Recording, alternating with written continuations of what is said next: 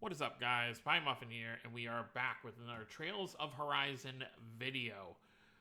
Or Trails Beyond the Horizon, rather. So, obviously, I'm sure most people have this news, but I wanted to make a video anyway after a few days of this stuff coming out. So, let's just go over the history real quick. So, 2 months ago, we got our surprise announcement for Trails Beyond the Horizon saying it would be coming and in fall of 2025. So that was obviously very exciting for multiple reasons. First being, obviously, this would be the shortest localization time ever. It would be, a little more than a year, which is unheard of. Obviously, even just looking at the most recent Trails releases, Daybreak 2 here, obviously released this year in February 2025, which is a game that released in September of 2022 in Japan. That's that's a 2.5 year cycle, but that's obviously because we still weren't caught up with Daybreak 1. Daybreak 1 was also pretty long. We got it over here in July, I believe. It was July, right? It was June or July of 2024.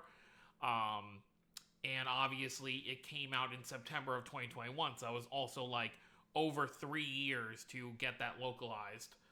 Just because they were still playing catch-up at the time. They were trying to get the Crossbell games out and then Trails into Reverie, which Reverie was also a 3-year gap as well. So it was very exciting.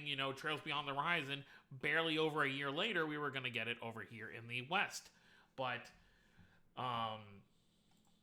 as of last week, the 17th, so almost a week ago now, they did announce that the release time was going to be pushed back. Kondo, obviously, person behind everything, made a video saying that it would be coming to Nintendo Switch 2. Like a lot of titles are happening. Obviously, one of the major things for Falcom right now is that the re-release of East 10, Proud Nordics, is going to be coming I think it comes next month. I think it comes in July.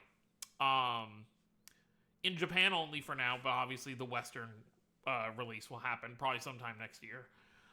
So they're doing the same thing here where they want Trails Beyond the Horizon, and I'm sure as time goes on, they're going to do the other titles as well in the series. Do an upgrade for Switch 2.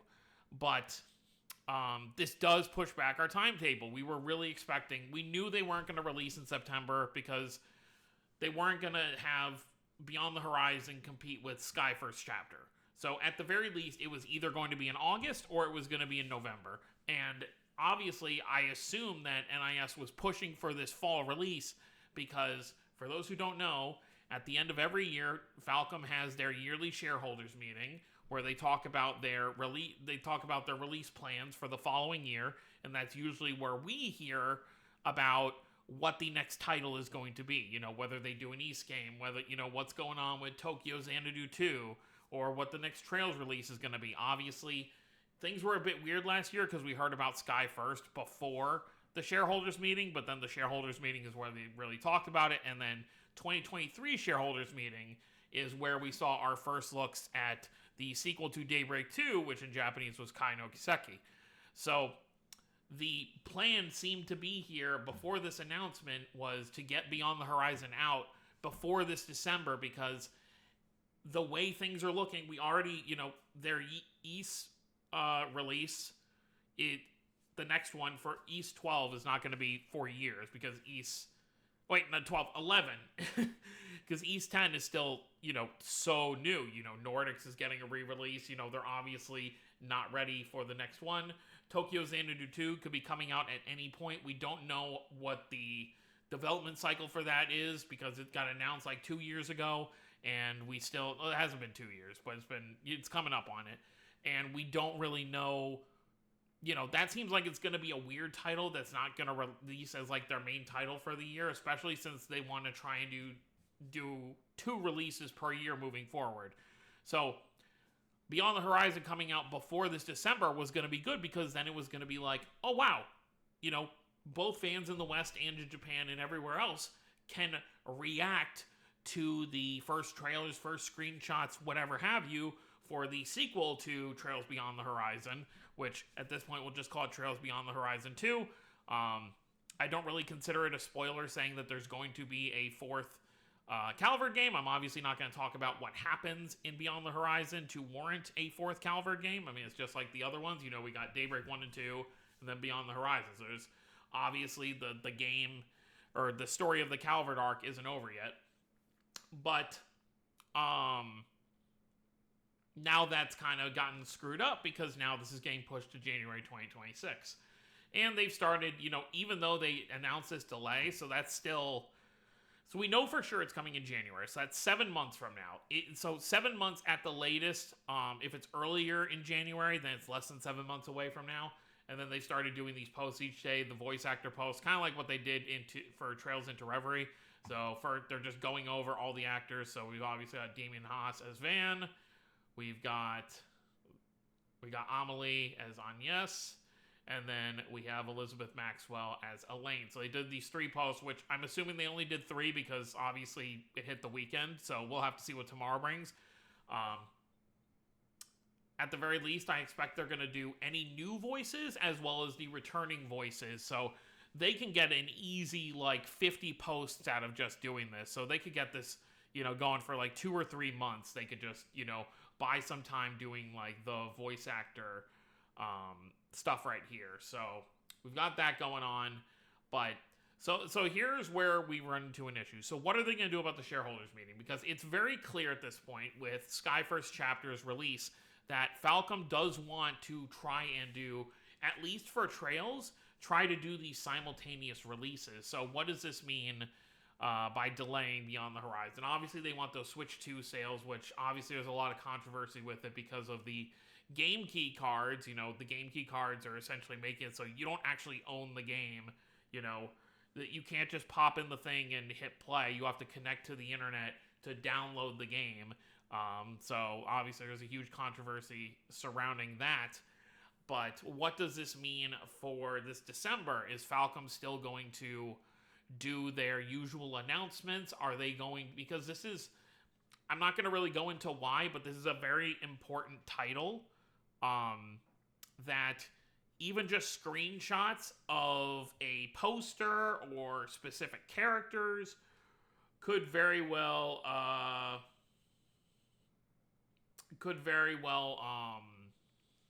spoil people who haven't played Beyond the Horizon. So even just getting screenshots of specific characters, it'll just do that. So obviously, best case scenario is that they're obviously not going to delay it because the shareholders meeting is exactly how it sounds.